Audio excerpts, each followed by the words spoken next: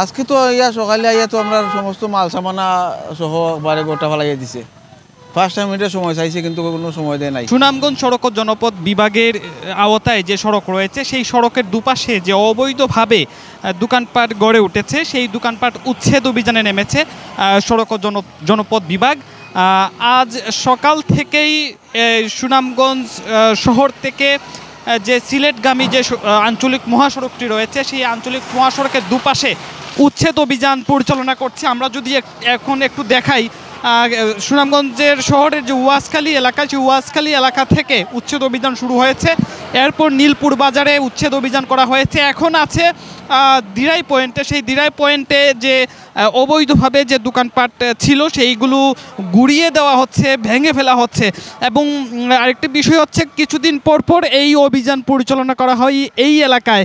আসলে উচ্ছেদ অভিযান করার পরে আবারও এইসব যে ভ্রাম্যমাণ দোকান আছে সেইগুলো নির্মাণ করা হয় দেখা যায়। এবং এই নির্মাণ করার ফলে কিন্তু এই যে সড়ক জনপদ বিভাগের যে জায়গা সেইটি দখলে চলে যায় অবৈধভাবে। এবং এর ফলে তারা কদিন পরপরই এইরকম উচ্ছেদ অভিযান পরিচালনা করে এবং আজ সকাল থেকেই এই উচ্ছেদ অভিযান পরিচালনা করছে। তাদের যে সংশ্লিষ্ট কর্তৃপক্ষ দায়িত্বশীল যারা রয়েছে তাদের সঙ্গে কথা বলেছিলাম। তারা জানিয়েছেন যে আজ সকাল থেকেই সুনামগঞ্জ শহর থেকে যে উচ্ছেদ অভিযান শুরু হয়েছে সেটি দিনব্যাপী চলবে। দিরাস্তা ব্যবসায়ী সমিতির পক্ষ থেকে বলতেছি 12 তারিখ মাইকিং করছে, আমাদেরকে বেশি একটু সময় দেওয়া হয় নাই, আমরা মালামাল কিছু বার করতে পারি নাই, আমরা অনেক ক্ষতির সম্মুখীন হয়েছি। দোকানপাট দিয়ে চলাফেরা করে, বাচ্চা কাচ্চা সংসার নিয়ে চলাফেরা করে। তবে আমার অনুরোধ রইল সরকারের কাছে যে এখানে যদি আমাদের গরিবদেরকে কোনো একটা জায়গার ব্যবস্থা করে দেয়, দোকানপাট করে, তাহলে হয়তো সংসার ফ্যামিলি চালাইতে পারবে। 250-টিরও বেশি ডিজাইন অপশন নিয়ে ওয়ালটন স্মার্ট ফ্রিজ, বোঝে আপনার প্রয়োজন।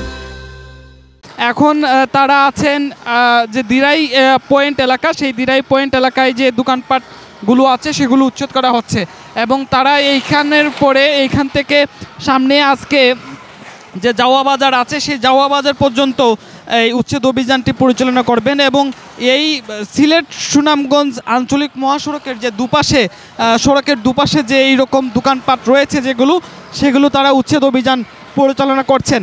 এবং উচ্ছেদ অভিযানের এই মুহূর্তে আমরা আছি সুনামগঞ্জের যে ব্যস্ততম এলাকা দিরাই পয়েন্ট এলাকা। সেই দিরাই পয়েন্ট এলাকায় যে কিছু অবৈধভাবে যে ভ্রাম্যমাণ দোকান গড়ে উঠেছিল সেই দোকানগুলো তারা উচ্ছেদ করছেন এবং মেশিন দিয়ে সেগুলো ভেঙে ফেলা হচ্ছে। সড়কের দুপাশে অবৈধ স্থাপনা উচ্ছেদ অভিযানের খবর কেউ আগেই জেনে ফেলেছেন। এরই অংশ হিসেবে অনেকে নিজেরা উদ্যোগ নিয়ে তাদের যে অবৈধ স্থাপনা সেটি অপসারণ করছেন।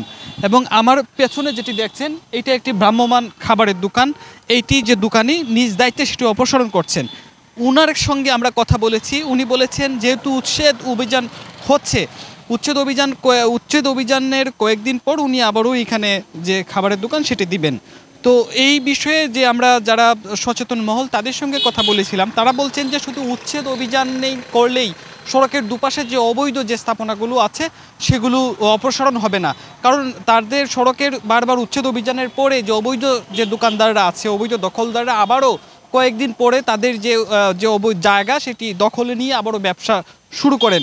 এতে করে সড়ক এবং জনপদ বিভাগের যে প্রতি বছরই যে কয়েকবার যে উচ্ছেদ অভিযান পরিচালনা করা হয় এতে করে সরকারের টাকা অপচয় হচ্ছে। এবং এইটি যদি সংরক্ষণ করা হয় স্থায়ীভাবে তাহলে উচ্ছেদ অভিযান পরবর্তী যে সংরক্ষণ এবং দেখভালের বিষয়টি নজরে আনতে হবে। একই সঙ্গে যে জায়গাটিতে অবৈধ স্থাপনা অপসারণ করা হয়েছে সেটি সড়কের দখলে নিতে হবে।